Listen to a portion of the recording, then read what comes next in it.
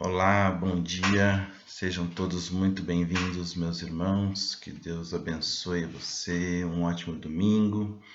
Eu gostaria de compartilhar com vocês alguns pensamentos sobre o maravilhoso Salmo 23. Eu acredito que ele fala muito da vida cristã. Muitos já o recitam de cor, mas poucos compreendem a aplicação dele em nossas vidas. Então, abram suas Bíblias comigo e reflitam. Vamos lá, Salmo 23.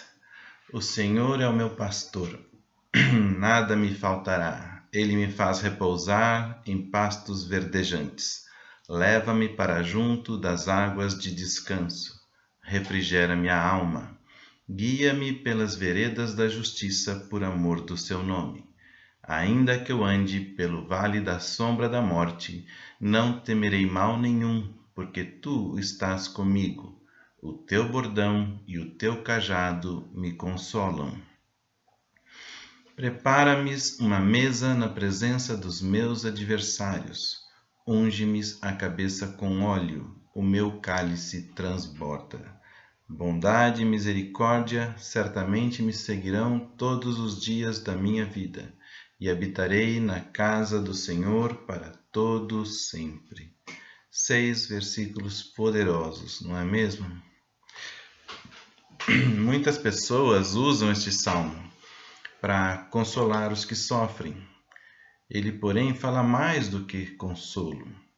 Em seus 6 versículos, ele revela fases, estágios da vida, momentos pelos quais os filhos de Deus, nós, os cristãos, vamos passar durante nossa vida.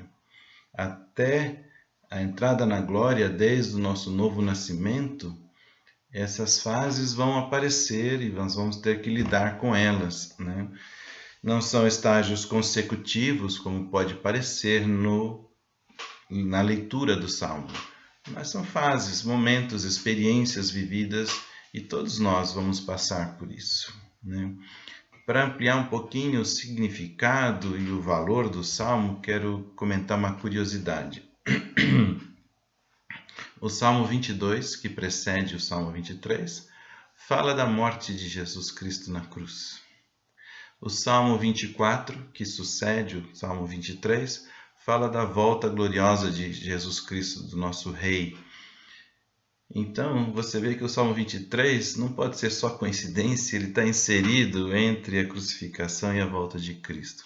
Ele fala da vida cristã, né? Qual é a tônica do Salmo 23? Do que ele trata, afinal, né? E a resposta é uma só: apacentamento. Nós temos um pastor, Jesus Cristo, o único e soberano pastor, e nós, como ovelhas, precisamos ter esta certeza de que somos cuidados, apacentados.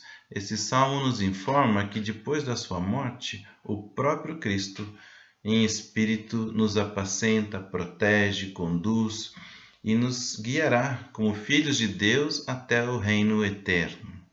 Então vamos ver alguns desses estágios, né? Mas antes vale lembrar que esse apacentamento também pode ser tarefa da igreja, de seus líderes, apacentar o rebanho. Lembra de Jesus ressuscitado perguntando para Pedro se ele o amava? Lá em João 21 a gente lê assim: depois de terem comido, perguntou Jesus a Simão Pedro: Simão, filho de João, ama-me mais do que estes outros? E ele respondeu: sim, Senhor, tu sabes que te amo. E ele lhe disse: apacenta os meus cordeiros. Tornou segunda vez a perguntar-lhe: Simão, filho de João, tu me amas? Senhor, tu sabes que te amo. E Jesus disse: pastoreia as minhas ovelhas. Pela terceira vez lhe perguntou: Simão, filho de João, tu me amas? Pedro entristeceu-se por ele ter lhe dito pela terceira vez: tu me amas. E respondeu-lhe: Senhor, tu sabes todas as coisas, tu sabes que eu te amo. Então Jesus lhe disse: apacenta as minhas ovelhas. Esta é uma tarefa dos cristãos, cuidar uns dos outros, né? Mas o Salmo 23 nos mostra que nos diversos estágios da nossa vida, Jesus Cristo, Ele próprio, está nos protegendo e nos guiando. A primeira coisa que a gente vê no Salmo 23, ali no versículo 1, 2, comecinho do 3º, é que esse pastor Jesus Cristo garante para as ovelhas um pasto verdejante e água, ou seja, alimento.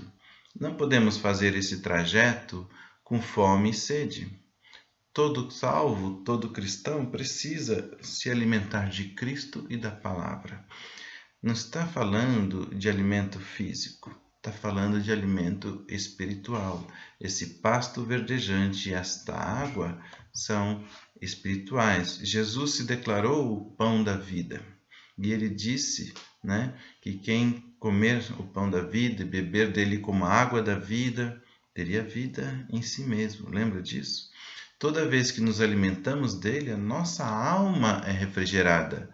Muitas vezes, a nossa emoção interior lá, a parte mais sensível da nossa alma, fica triste, cai em depressão, angústia, fica agitada, né? Como que nós vamos curar isso? Como é que nós vamos tratar isso? Somente o alimento espiritual é que pode refrigerá-la, trazê-la de volta ao descanso. Então é necessário nos alimentarmos de Jesus. Ele é a palavra que nos alimenta. Como disse o próprio Jesus certa vez, em João 6, ele disse: a minha carne é verdadeira comida, o meu sangue é verdadeira bebida. Quem comer minha carne e beber o meu sangue, permanece em mim e eu nele. Assim como o Pai que vive me enviou, igualmente eu vivo pelo Pai, também quem de mim se alimenta, por mim viverá. Ele é fonte de vida. Em João 4, ele havia dito para aquela mulher samaritana: aquele, porém, que beber da água que eu lhe der, nunca mais terá sede. Pelo contrário, a água que eu lhe der será nele uma fonte a jorrar para a vida eterna. Então, um outro estágio que eu queria falar para vocês, além de nos alimentar, o nosso pastor nos guia pelas veredas da justiça. Para a salvação, o Senhor apresenta uma poderosa porta por meio do Evangelho, para que todos nós tenhamos acesso. Contudo, para percorrer o caminho do Senhor, teremos que enfrentar as veredas, ou seja, trilhar o caminho. E esse caminho é apertado. A estrada que nos conduz ao reino é estreita, mas mesmo com todas as dificuldades, o nosso pastor promete guiar-nos. Mateus 7 diz que entrai pela porta estreita, larga é a porta, espaçoso o caminho que conduz para a perdição. Ninguém precisa guiar você lá. E são muitos que entram por ela. É fácil. Mas estreita é a porta e apertado o caminho que conduz para a vida. E são poucos os que acertam com ela. É preciso, então, que o nosso pastor nos guie, porque este caminho não é fácil. Nós precisamos de um guia e Jesus diz que ele está lá, nos guiando. Outra fase da vida que nós todos vamos enfrentar, se não já enfrentamos, é o vale da sombra da morte, que está lá no versículo 4. É verdade, como cristãos temos muitos momentos que parecem estarmos no céu. Estamos lá no alto das montanhas, brisa no rosto, um sol bonito, brilhando, com tudo, né? Muitas vezes nós vamos ter que passar pelos vales, né? Os vales escuros, a sombra da morte nos rodeando, as ameaças, né? Ali querendo nos devorar. Muitas vezes nós somos forçados a passar por desemprego, morte de pessoas próximas, ou mesmo doenças, ou coisas que nos limitam demais, nos cerceiam da liberdade. E aí, nesses momentos, o sol que antes era brilhante parece que ele se escondeu, né? Mas nós podemos confiar que o pastor deu a sua palavra que ficaria conosco. Muitos filhos de Deus, muitos irmãos que já passaram por momentos assim, difíceis, contam que experimentaram um grande conforto, sentindo a presença do próprio Jesus ao seu lado, segurando a sua mão. E nós precisamos lembrar que na mão do pastor existe um bordão para dar bordoada no inimigo. O que é o bordão? Né? É um porrete, é um cacetete, é uma arma, né? O pastor está armado para afugentar as feras que nos ameaçam. E também na mão do pastor tem um cajado. O cajado tem aquele formato de guarda-chuva. E o cajado é para nos resgatar, para quando nós caímos no buraco, o pastor vem e nos resgata, nos puxa de volta, né? Puxa a ovelha para perto da sua proteção. E que o pastor muitas vezes nos carrega no colo. Precisamos lembrar disso, e está prometido isso, está dito isso, está ensinado isso no Salmo 23. Como nós lemos lá em Deuteronômio 3, no versículo 22, a Bíblia diz: não temais, porque o Senhor vosso Deus é o que peleja por vós. Muitas vezes acreditamos que a luta é nossa, que é uma batalha nossa. Mas não, Deus diz: é minha luta, é minha batalha. Eu estou com você. O que você estiver enfrentando, eu estou enfrentando. O que você estiver sendo desafiado, eu estou sendo desafiado. Eu estou pelejando por você. Precisamos crer nisso. Também em 2 Coríntios, Paulo nos lembra: embora vivamos como homens, não lutamos segundo os padrões humanos. As armas com as quais lutamos não são humanas, pelo contrário, são poderosas em Deus para destruir fortalezas. Deus pode fazer muita coisa. Ele derrubou as muralhas de Jericó para Josué. E ele pode fazer muitas coisas.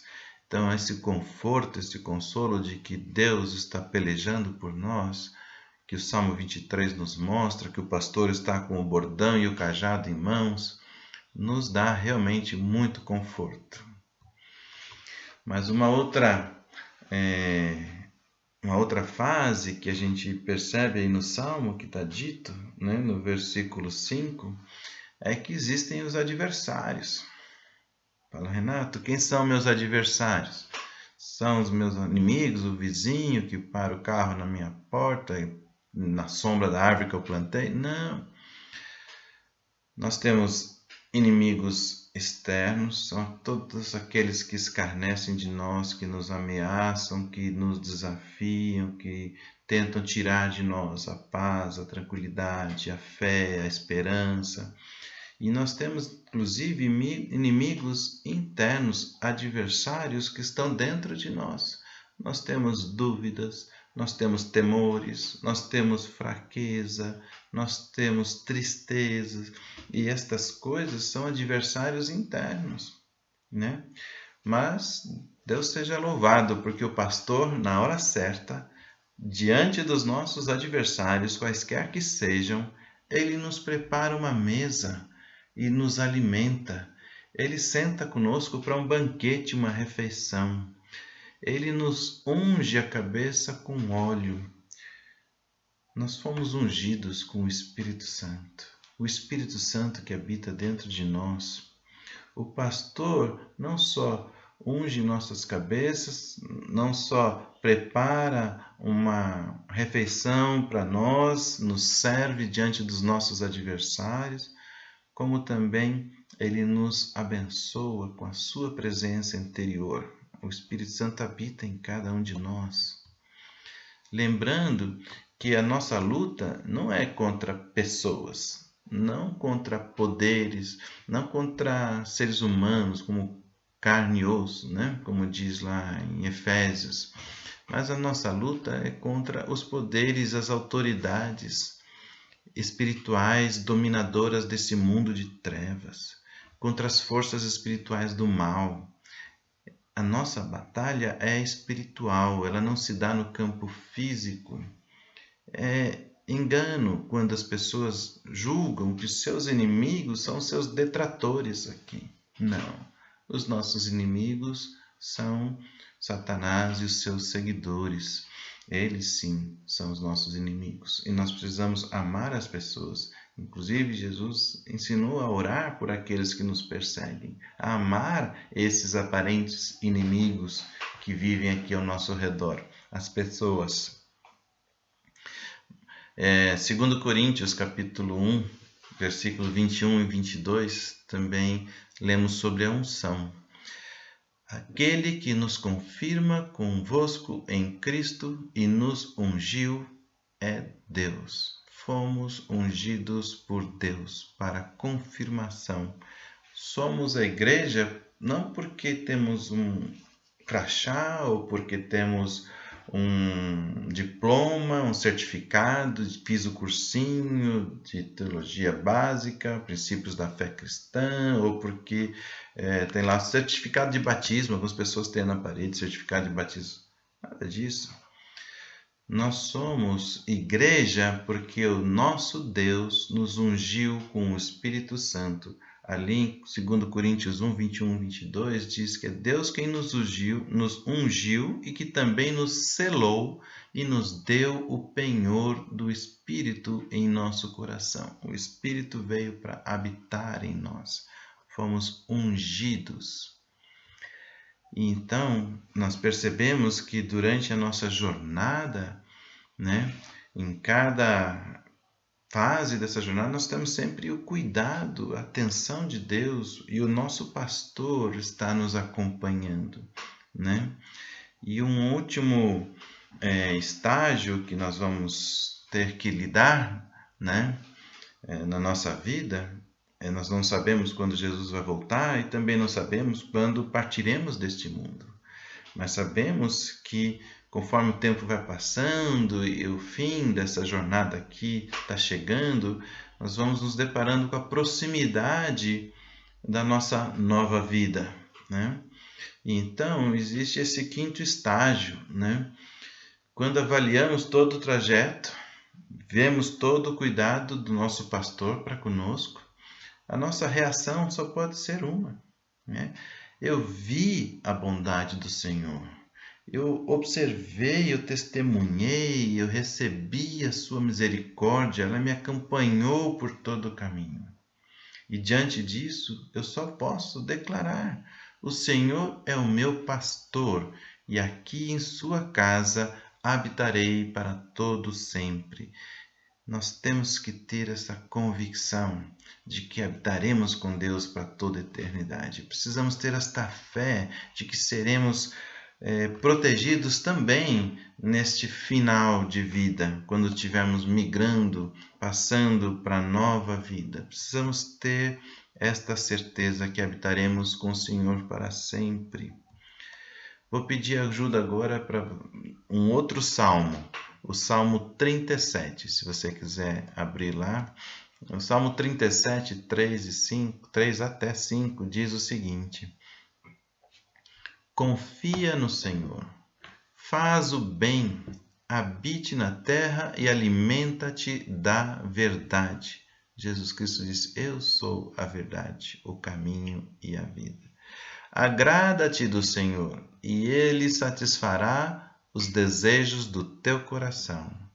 Entrega teu caminho ao Senhor, confia nele, e o mais Ele fará. Salmo 37, 3 a 5. Ou, se quiser, como promete Jesus em Apocalipse, aquela revelação que ele deu a João lá na ilha de Patmos.